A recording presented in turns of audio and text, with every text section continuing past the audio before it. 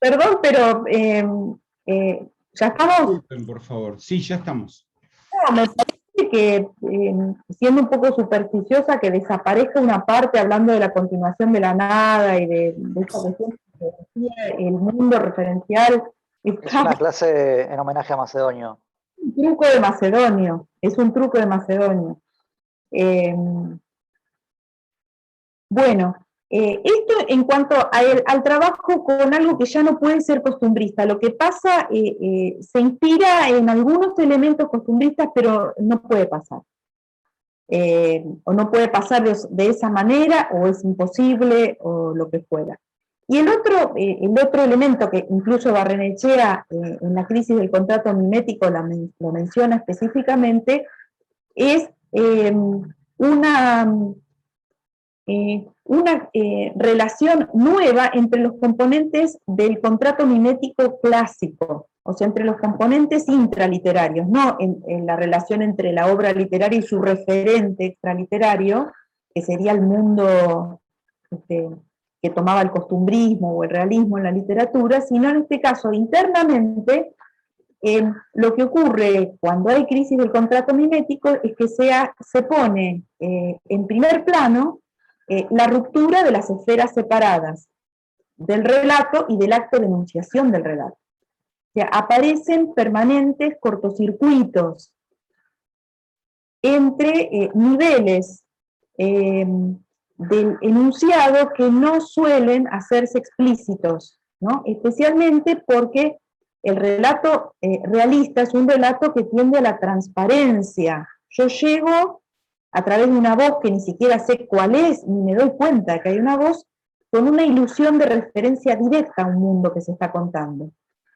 Cuando se rompe ese contrato mimético, lo que aparece en primer plano, incluso irrumpiendo, ustedes decían disruptivo y demás, es que aparece el creador del relato como creador del relato. Entonces, yo ya no puedo mantener un contrato de creencia en la existencia de ese referente narrado, sino que me doy cuenta de que ese referente está construido por el que lo está contando. O sea, el acto de la enunciación, mediante el cual el autor diga, a mí ahora se me ocurre escribir este libro, me está delatando la naturaleza ficcional, inventada y creada de lo que está contando, ¿no? Entonces rompe la ilusión de referencia directa, ¿no? Macedonio lo hace permanentemente, ¿no? Lo hace porque además alude a la acción física de escribir y a la acción física de leer y de sostener el libro en las manos, ¿no? Hay digamos, una presentificación permanente del acto de escribir y del acto de leer. Por eso siempre dice Macedonio, espero que no se esté durmiendo el lector. Igual si se durmió no importa, ya puede retomar ahora, da lo mismo. En total es el lector el que va a hacer en última instancia lo que quiera. Pero lo que hace es representar una instancia que está afuera de la ficción. Sin embargo, fíjense de qué manera queda ambigua, porque está incluida en, en el texto ficcional, ¿no? Es como si trabajara con una especie de ficcionalización del afuera, ¿no? El afuera es la esfera de la enunciación real, donde hay autores y lectores de carne y hueso, ¿no? Y él se presenta como macedonio y está pensando en quiénes lo van a leer, ¿no? En algún caso dice, bueno, tal vez alguno de ustedes sea mi primer lector, anótense, creo que vamos a dar certificados de primer lector, ¿no? Lo que está haciendo es permanentemente saliendo de la esfera de un mundo construido para ser narrado, para inmiscuirse en el mundo en el cual interactúan el autor y el lector, ¿no?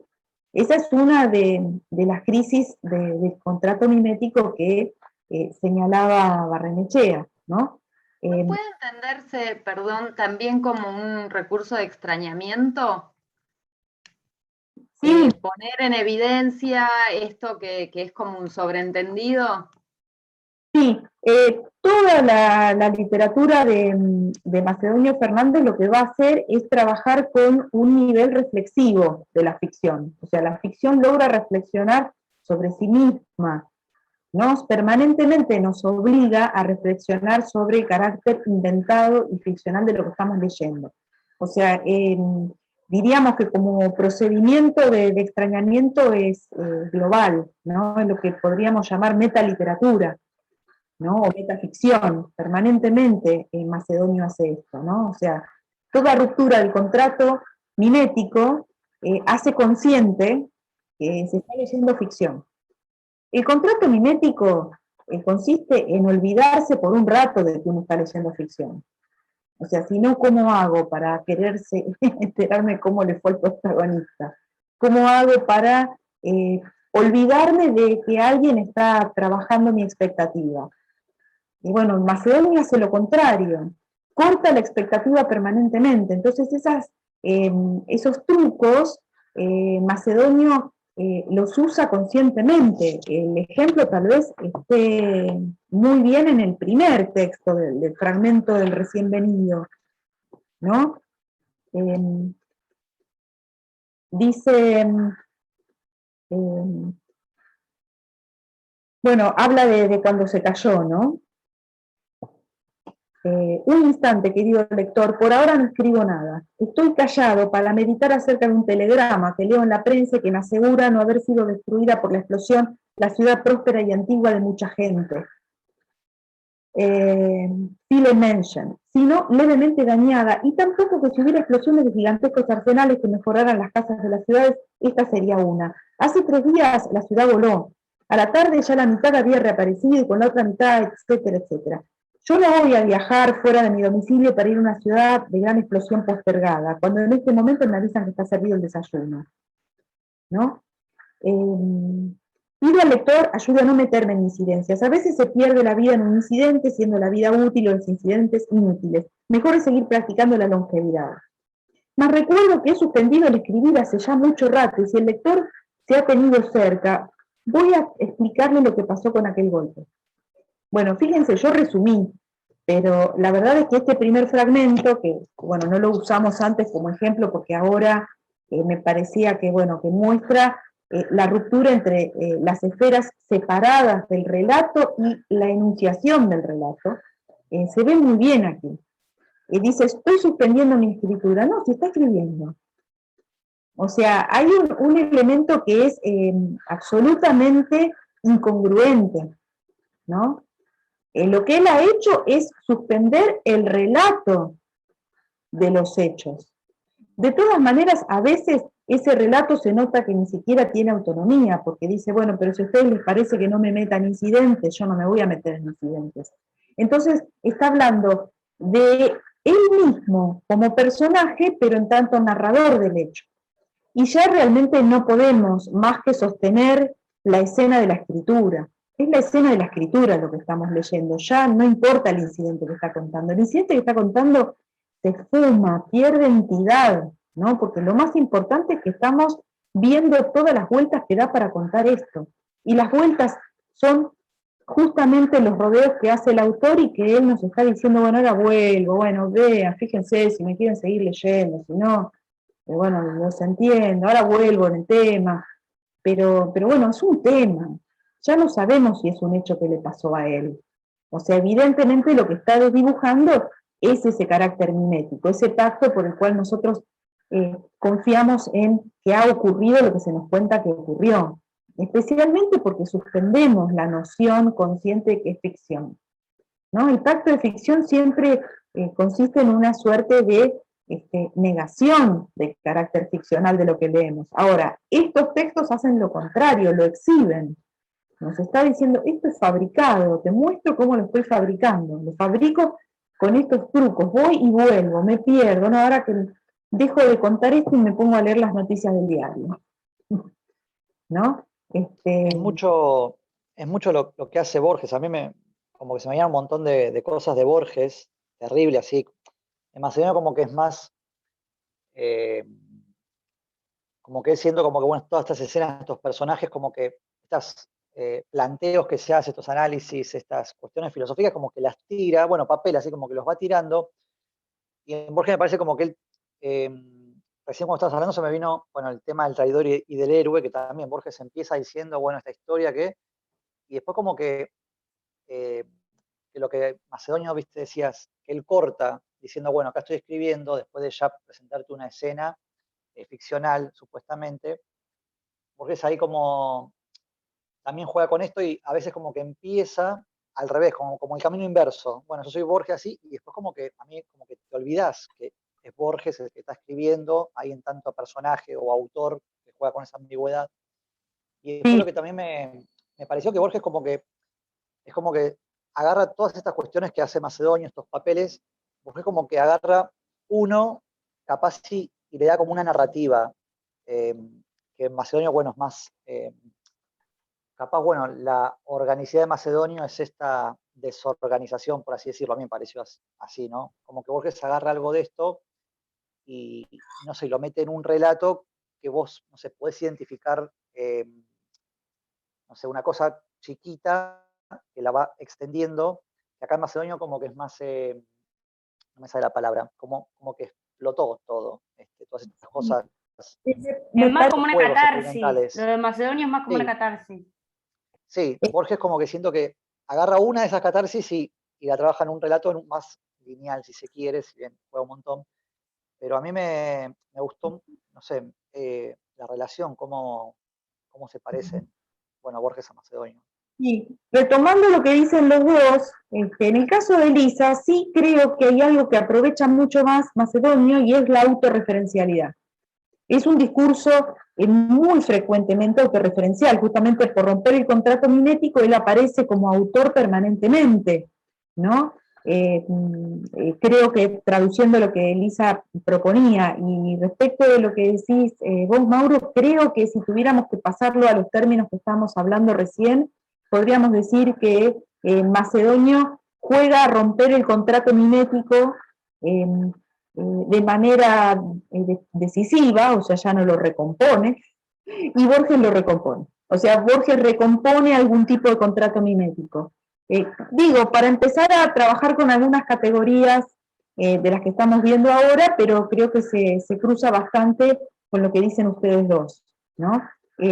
Incluso hay algo que, bueno, como no lo idealizo a Macedonio, no soy Citrit, no formo parte del volumen dedicado a Macedonio.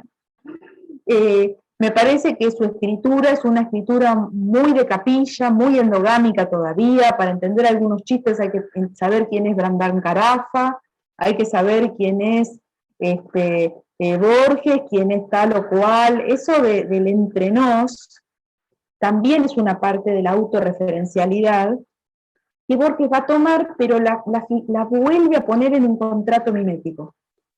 O sea, vuelve a aparecer alguna alusión a esas personas, pero ya son personajes históricos. En cambio, acá están mencionados como al pasar, y me dice, Macedonio, ¿para quién escribe?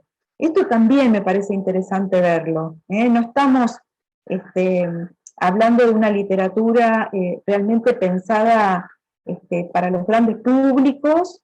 Es una literatura que vamos a ver después, la próxima, enlazarla con la noción de lo experimental, que la crítica trabajó con Borges, por eso lo vamos a empalmar, pero tal vez notar esto, el experimento con el quiebre del contrato mimético es muy abierto y muy grande en Macedonia, ¿no? La teoría... Perdón, vos sabés, diciendo con esto último que acabas de decir, yo creo que Macedonio hace esto que vos decís de por ahí para unos pocos, y Borges lo lleva al extremo. De hecho, es para poquísimo, o sea, todo el tiempo, además uno no sabe cuándo es apócrifo, cuándo es real, tiene todo el tiempo referencias de las que uno se queda totalmente afuera. No, igual yo no lo estaba pensando en relación con Borges, lo que dije de Macedonio. O sea, lo estaba pensando en relación con lo que hace elegible o recuperable a Macedonio en sí mismo. Lo pensaba en relación también con esa ruptura con el realismo, el costumbrismo, la literatura claramente referencial, la literatura mensajista. Lo pensaba por ahí, sí. Sí, la cuestión que vos decís tiene que ver con que se elige un público en la medida en que, bueno, Borges elige publicar en Sur y en La Nación, por ejemplo. De todas maneras hay un Borges de divulgación. Y ahí yo te diría, hay una zona de un Borges de divulgación que escribe en publicaciones populares, y Macedonio no hizo eso, por ejemplo. Pero bueno, ahí si querés lo vamos completando, pero sí hay un Borges que hacía biografía, que trabajaba en la revista El Hogar, y hacía unas biografías muy simpáticas de escritores que nadie va a leer. Borges como que, bueno, lo que hablamos la vez pasada, que Borges pensaba que eso iba a llegar, esos textos iban a llegar a lectores. Macedonio como que escribía y ahí también parece que se juega esto de qué tanto quiero yo dar a entender lo que estoy hablando acá en este texto y que no me importa si entiendan o no. Hay también algo de eso, me parece extremo también en Macedonio. Sí. Quizás no, pero bueno, como la vez pasada hablamos de esto que él, alguien lo hizo esta antología, que él agarró estos papeles, que él como que no pensaba, no tenía la idea de esto, No, aparte, de publicar, de llegar a lectores. Y la idea de que la obra nunca estaba terminada. Eso, Uh-huh. puro experimento. Uh-huh. Era todo experimento, que siempre quedaba como Todo. abierto. Hasta él como autor, así como autor hacia los demás. Sí, me parece como una paradoja interesante, porque el lector está convocado de una manera tan explícita en este juego de metaficción, ¿no? De explicitar las condiciones, ¿no? Permanentemente pareciera que nos está llamando, ¿no? Que está verificando si nos dormimos o si...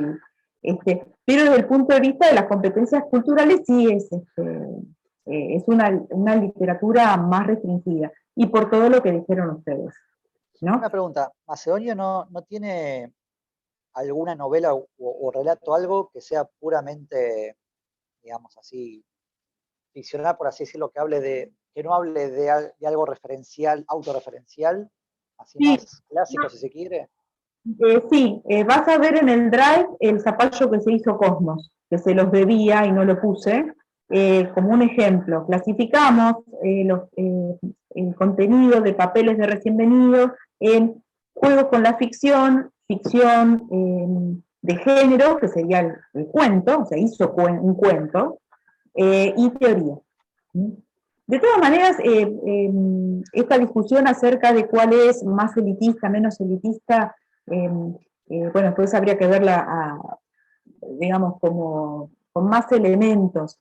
Pero hay alguna cosa de la tradición de la generación del 80, no sé si ustedes la vieron cuando trabajaron el siglo XIX, y es que los grandes humoristas de la literatura argentina que actuaron en la década en la que Julio Argentino Roca y su gente gobernaban, como Lucio Mansilla, por ejemplo, hacían humor con chistes que entendían sus pares.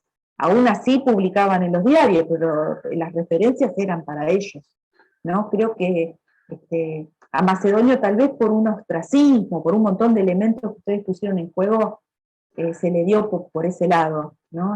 Pero bueno, es un detalle, ¿no?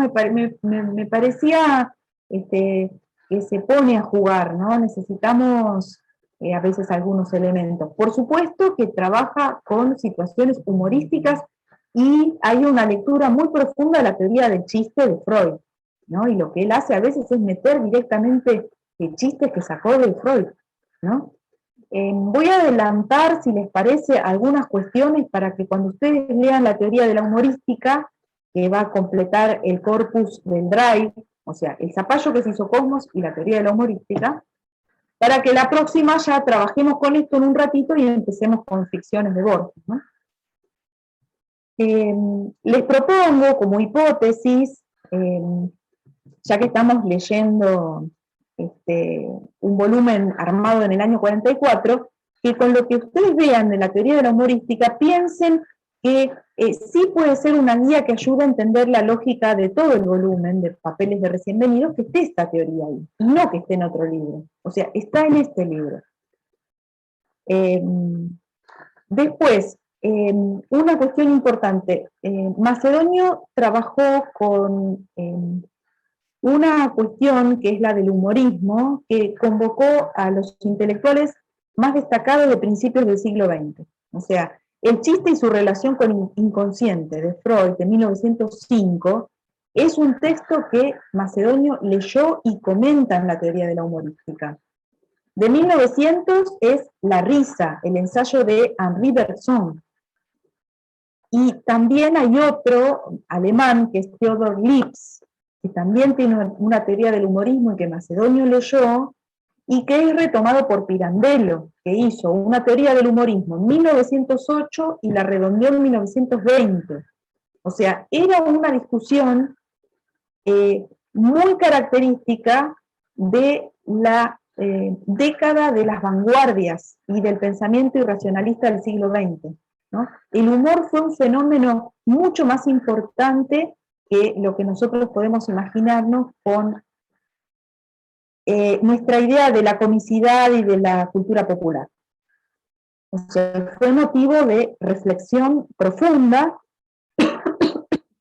y Macedonio toma partido y la va adecuando a una teoría de la felicidad, que es lo más interesante. Para él el humor es felicidad, es producción de felicidad, así que va a ir en contra de otras teorías del humor, incluso de la de Bergson. Detrás del humor en Macedonio hay hedonismo, hay placer, ¿no? Mientras que para otros hay agresividad, violencia, represión, catarsis, lo que sea. Para Macedonio hay algo que tiene que ver con momentos de felicidad que se nos producen. ¿Qué es lo que me parece que les produjo a ustedes cuando les pregunté qué impresiones de Macedonio? Creo que los hizo felices leer Macedonio, más allá de si era fácil o engorroso, o le veíamos algunos defectos, ¿no? Lo que es interesante, que vamos a ver en lo que seleccioné, es que él distingue una forma de humor que llama realista de otra forma de humor que llama conceptual. Y la verdaderamente artística es la conceptual. Entonces allí hay una teoría estética que se basa en el humor.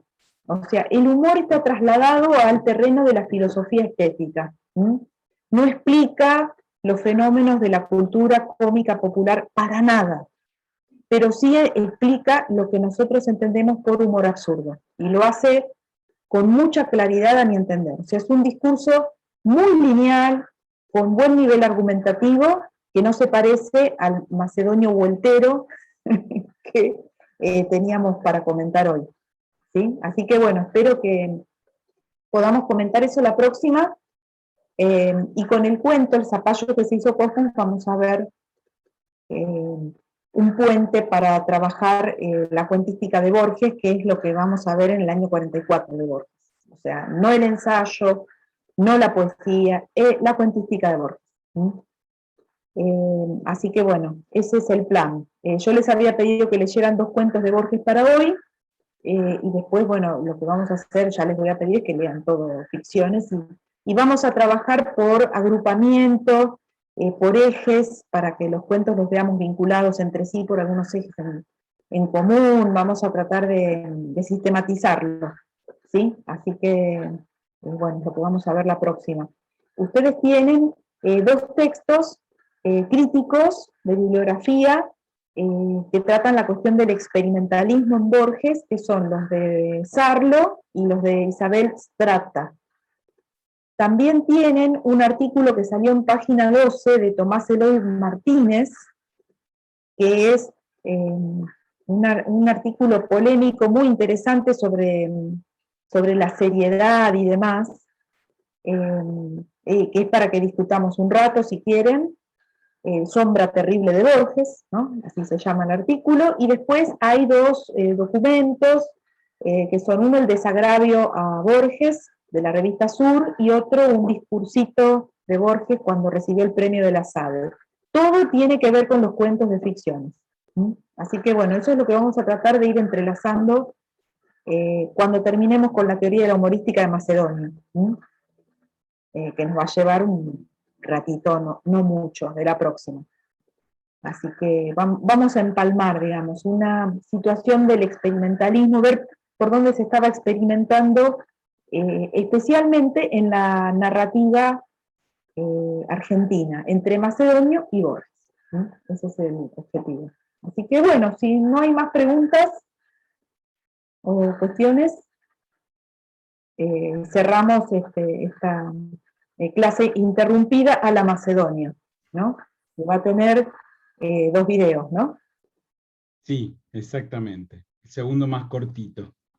Bien, lado A y lado B. Este es el lado B de la clase 6. Bueno, nos vemos entonces la próxima. No sé si hay algo para agregar. En el medio, bueno, feliz día de la primavera y del estudiante, ¿no? El próximo martes.